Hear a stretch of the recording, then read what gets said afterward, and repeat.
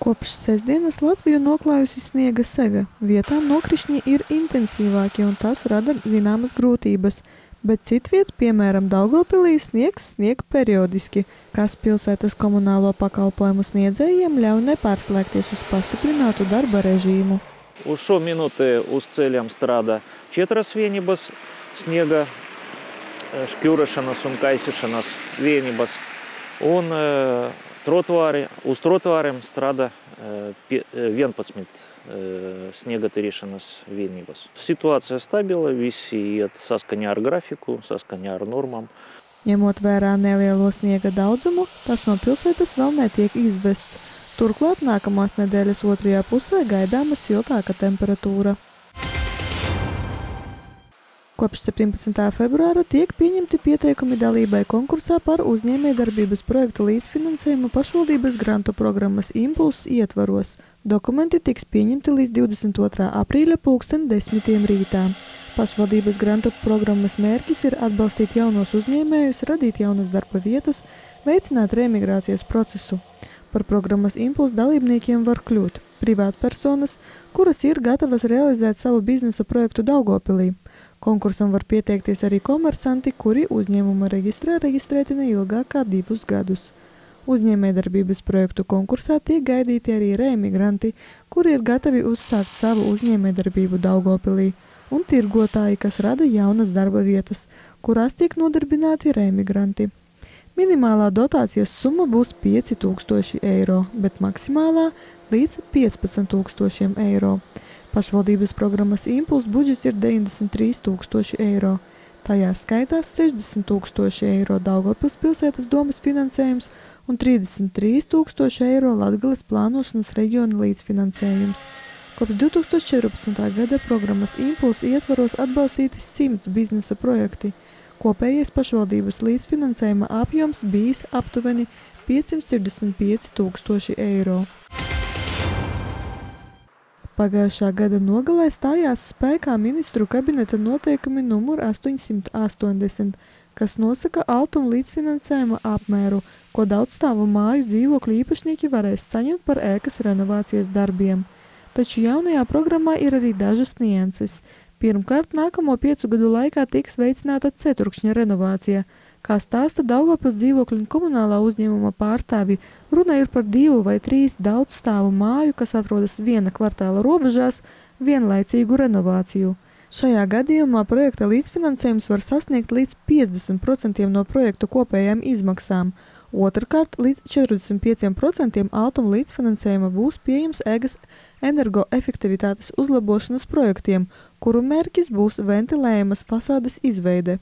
Ventilējamā fasāde ir daudzslāņu ārsienu izolācijas sistēma. Tas ir praktisks, izturīgs un ļoti energoefektīvs māju atjaunošanas veids, ja tiek ievēroti visi uzstādīšanas noteikumi. Vienkāršai ēkas renovācijai dzīvokļu īpašnieki varēs pretendēt uz līdzfinansējumu līdz 40%. Jaunā programma paredz atvieglojumus Latgales reģionam. Pēc renovācijas siltinātās mājas energoefektivitātes parametri var svārstīties no 10 līdz 29%, bet šajā gadījumā altuma līdzfinansējums nepārsniegs 80 000 eiro. Augstdaugavas novadā turpinās degradētās vides sakārtošana, nojaucot avārijas stāvoklī esošas ēkas. Janvārī veikta nepabeigtas daudzdzīvokļu ēkas demontāža Kalkūnes pagastā, bet pašlaik tiek nojaukta vecā ēdnīca Vabolē. Ēdnīca uzbūvēta pirms gadiem 40, lai nodrošinātu ēdināšanas pakalpojumu vietējo kolhozu strādniekiem. Telpās notika arī dažādi pasākumi. Kādu laiku ēdnīcas pakalpojumus izmantoja Vaboles skola, taču ar laiku šis pakalpojums kļuva nerentabls. Laikam ejot un samazinoties iedzīvotāju skaitam, ēdnīcas pakalpojumi vairs nebija nepieciešami, un tā savu darbību izbeidza. Pašai ēkai bija nepieciešams kapitāla remonts, jāatjauno jumts un nesošās konstrukcijas, taču šāds līdzekļu ieguldījums no pašvaldības puses nebija pamatots, tāpēc tika pieņemts lēmums ēku nojaukt. Un gadus 20 jau netiek eksploatēta vispār. Blakus ir skola, kas rada arī atsevišķus draudus, varbūt tās arī intereses objektu bērniem, varbūt ielīst iekšā apskatīties, bet šobrīd mēs to esam veiksmīgi ar Augstdaugavas novada palīdzību demontējam. Par to iedzīvotāji ir ļoti priecīgi un pateicīgi, jo Vaboles ciema vidē šī ēka gluži neiederējās, jo šeit ir Plāteru Zībergu atstātais mantojums un ēkas, kas ir tā laika stilistikā veidotas, un arī skola ir renovēta atbilstošā stilistikā. Tad šī ēka bija tāds mazais nesmukuma punkts tomēr ciematā, un mēs esam ļoti priecīgi, ka šī problēma Vabolē tiek risināta.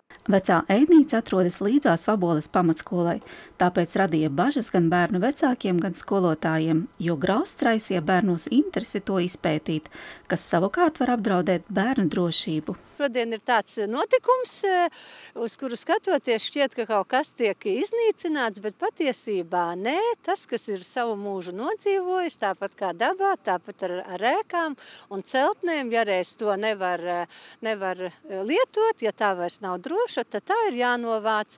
Un principā tad es domāju, ka šī kopējais Vaboles skats, šī ainava būs daudz pievilcīgākā. Šī ēka atrodas mūsu skolas ēkas tuvumā, un braucot ciemos pie mums, šķiet, ka pirmais, ko ierauga šo degradēto ēku. Un tāpēc tā noteikti ir jānovāc. Un šī vide ir jāsakārto, lai iebraucot būtu pievilcīgs skats gan uz parku, gan uz citām ēkām un arī skolu tai skaitā. Nojaucot ēku un novācot būvkružus, ēdnīcas vietā plānots pagaidām ierīkot zaļo zonu, bet ar laiku tiks domāts, kā šo vietu pielāgot Grāfu Plāteru parka ainavai. Vecās ēkas nojaukšana pašvaldībai izmaksās 27 000 eiro. Būvdarbus veic Sienorfa. Inese Minova, Guntis Kaminskis, Augšdaugavas novada pašvaldība. Daugavpilī ir pašvaldības kapitāla uzņēmums, kura darbība nav tik publiskota kā citu. Tas ir uzņēmums Daugavpils autobusu parks. Ilgu laiku to vadīja Sergejs Mihailovs, un pēc viņa aiziešanas pensijā par valdes locekli tika iecelta Irina Nikolajenka. Jāteic, ka šodien šīs pašvaldības uzņēmums dzīvo ne to labāko periodu. Gandrīz katra diena viņiem ir spēku pārbaude. Esošajā situācijā Daugavpils pašvaldība nolēma rīkot konkursu uz Daugavpils autobusu parka valdes locekļa amatu. Šī amata kandidātiem dokumenti jāiesniedz nevēlāk kā līdz 17. martam. Atlases komisija atlasīs kandidātus 3 posmos.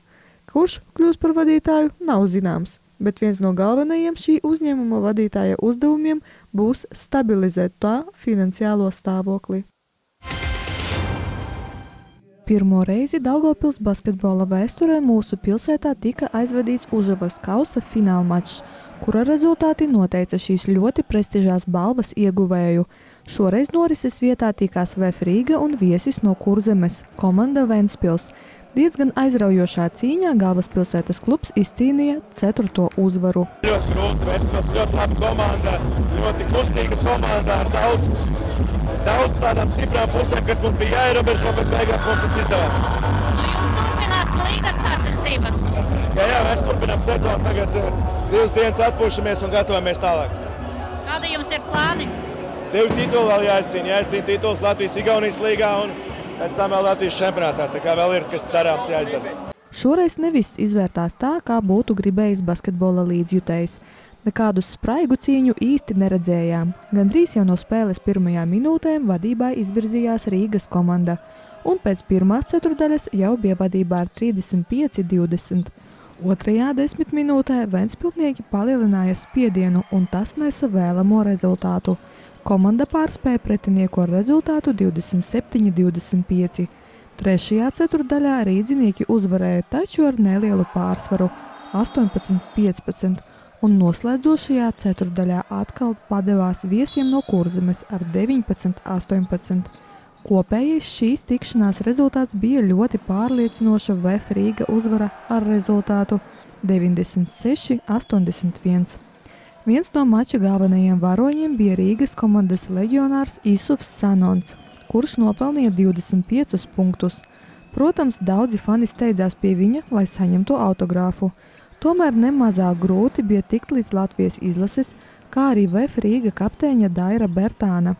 Neskatoties uz to, ka viņš jau vairākas sezonas spēlē galvaspilsētas klubā, Daugavpilī viņš ieradās pirmo reizi, un mūsu pilsēta atstāja pozitīvu iespaidu.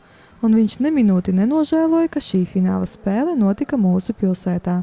Basketbola savienība izdomāja organizēt spēli šeit. Mēs braucam, spēlējam, izbaudam atmosfēru un, protams, kāpēc mēs uzvarējām, nav ko nožēlot. Kā jums uzdevās šodien uzvarēt, jo Ventspils komanda tiešām ir ļoti stipra? Mēs bijām labāki šodien, bet mēs neļāvām viņiem tikt pie tiem vieglajiem punktiem, kas viņiem parasti ir, ar ko viņi veido savu spēli, ierobežojām višķiņu. Bet spēle bija grūti, īstenībā nestoties to, ka rezultāts starpība beigās bija salīdzinoši liela. Tāpatās līdz pašām beigām bija grūta spēle. Latvijas Basketbola savienības prezidents, bijušais valsts vadītājs Raimonds Vējonis uzmanīgi vēroja visus laukuma asos momentus. Paziņojot, ka šī finālspēle tiks aizvadīta Daugavpilī, viņam un viņa kolēģiem no LBS nācās saskarties ar lielu kritiku. Daudzi izteicās pret šo lēmumu. Tomēr Raimondam Vējonim bija pamats spēli aizvedīt mūsu pilsētā, un viņš nemirkli nenožēloja savu pieņemto lēmumu. Jebkurā gadījumā mums vajag popularizēt basketbolu, un Daugavpils komanda arī piedalījās šeit, un tas, ka finālspēle notika šeit, protams, nevar jau paredzēt to, kura komanda būs finālā. Un, protams, mūsu uzdevums ir, lai visā Latvijā redz kvalitatīvu basketbolu, lai jauniešiem būtu iespēja klātienē ieraudzīt augsta līmeņa basketbolu, lai viņus ieinteresētu doties uz sporta zālēm spēlēt basketbolu, gan puišus, gan meitenes. Svētki beigušies, un aptuveni pēc gada uzzināsim, vai VF Rīga no basketbola troņa spēs izspiest kāda cita komanda. Bet pats basketbols Daugavpilī turpinās, un pavisam drīz, jau trešdien, 19. februārī, mūs gaida vēl viens reģionālās līgas mačs. Daugavpils sporta skolas komanda savā laukumā uzņems pretiniekus no Līvāniem. Sākums 7:00 vakarā. Tāpat kā līdz šim, spēle norisināsies Kultūras pils sporta zālē.